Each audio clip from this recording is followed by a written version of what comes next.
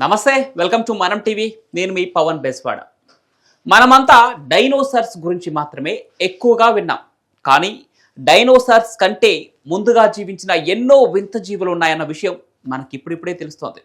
వీటి శిలాజాలు దొరుకుతున్న కొద్దీ శాస్త్రవేత్తలకు మరింత ఆశ్చర్యం కలుగుతోంది. అసలు డైనోసార్ల కాలానికంటే ముందు ఎలాంటి జీవులు ఉండేవి, అవి ఎలా జీవించేవి అనేది ఈ వీడియోలో తెలుసుకుందాం. సుమారు 500 మిలియన్ల సంవత్సరాల క్రితం భూమి పూర్తిగా సముద్రాలతో కప్పబడి ఉండేది. ఈ సముద్రాల్లోనే మొదటి జీవం పుట్టిందని శాస్త్రవేత్తల నమ్మకం. ఆ జీవులు ఎంతో సూక్ష్మంగా ఉండేవి. అవి జలజీవులుగానే పుట్టి కొన్ని కోట్ల సంవత్సరాల కాలంలో వివిధ ఆకారాలు, లక్షణాలు సంపాదించుకున్నాయి.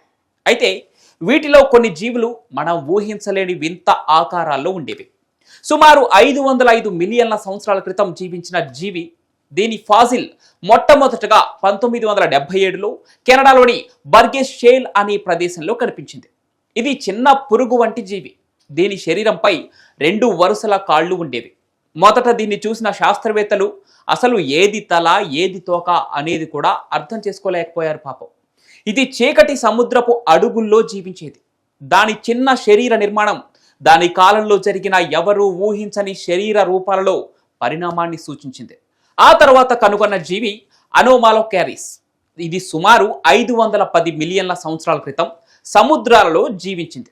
దీని పేరే వింత రాక్షసం. మొదట దీని కొన్ని భాగాల ఫాజిల్స్ వేరువేరు జీవులు అని భావించారు.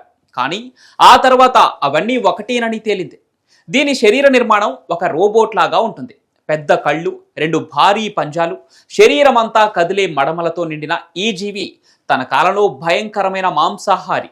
ఇక దీని ఫాసిల్స్ కూడా బర్గెస్ షేల్ వద్దే 19వ శతాబ్దంలోనే కనిపించాయి. కానీ దీని పూర్తి రూపాన్ని శాస్త్రవేత్తలు పూర్తిగా అర్థం చేసుకోవడానికి దాదాపు 80 ఏళ్లు పట్టింది. ఇక ఇంకో అద్భుత జీవి ఒఫాబినియా. ఇది 1912లో కనపడింది. ఇది సుమారు 505 మిలియన్ల సంవత్సరాల క్రితమే జీవించింది. దీని శరీరానికి 5 కళ్ళుండేవి. తల నుంచి పొడవుగా ఒక నాలుక ఉన్నట్లు ఉండే చీలిక కనిపిస్తుంది. ఇది తన నాసిక వంటి భాగాన్ని ఆహారం పట్టుకొని నోటిలో వేసుకునేందుకు ఉపయోగించేది. ఇక దీని ఫాజిల్ కూడా సేమ్ అదే బర్గెస్ షేల్లో దొరికింది. దీని నిర్మాణాన్ని చూసిన శాస్త్రవేత్తలు ఇదొక కలలో పుట్టిన జీవిలా ఉందని అనుకున్నారు. ఇంకా ముందుకు వెళ్తే టిక్టాలిక్ అనే జీవి కనిపిస్తుంది. ఇది దాదాపు 375 మిలియన్ల సంవత్సరాల క్రితం నీటిలో జీవించేది. కానీ ఇది తొలిసారి నీటి నుంచి భూమిపైకి వచ్చేందుకు ప్రయత్నించిన జీవుల్లో ఒకటిగా చెప్తున్నారు. దీని ఫాసిల్ 2004లో కెనడాలోని ఆర్కిటిక్ ప్రాంతంలో కనిపించింది. దీని శరీరం చేపలా ఉంటుంది, కానీ తల భాగం కొంచెం ముసలిలా ఉంటుంది.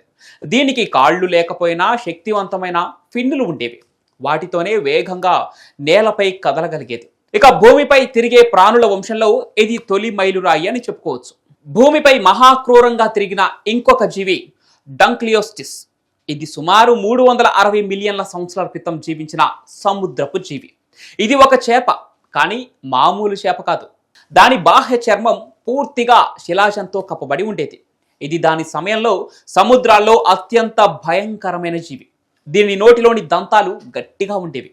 ఎదురు జీవిని ఒకే ఘాటుతో చంపేసేవి. ఇక దీని ఫాసిల్స్ ప్రధానంగా నార్త్ అమెరికాలో కనిపించాయి. ఇక మరొక వింత జీవి ఆర్థ్రోప్లెరా. ఇది ఒక బాహుబలికి దగ్గరైన వింత మిలీపీడు వంటి జీవి. ఇది సుమారు 300 బిలియన్ల సంవత్సరాల క్రితం భూమిపై తిరిగేది. దీని పొడవు సుమారు 2 మీటర్ల వరకు ఉండేది. అంటే మనం ఊహించలేనంత పెద్ద పురుగు.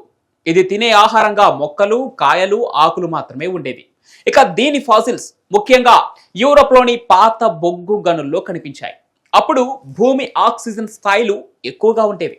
అందుకే ఇవి చాలా భారీగా ఎదిగాయన్న అభిప్రాయం ఉంది. అయితే వాతావరణంలో ఆక్సిజన్ స్థాయిలు క్రమేపీ తగ్గడంతో ఇవి నెమ్మదిగా అంతరించిపోయాయి. ఇక మరొక ఆశ్చర్యకరమైన జీవి మెగాన్యూరా. ఇది ఒక భారీ తేనెటీగ లేదా గొల్ల చిలుకలా ఉండే ఒక పురుగు.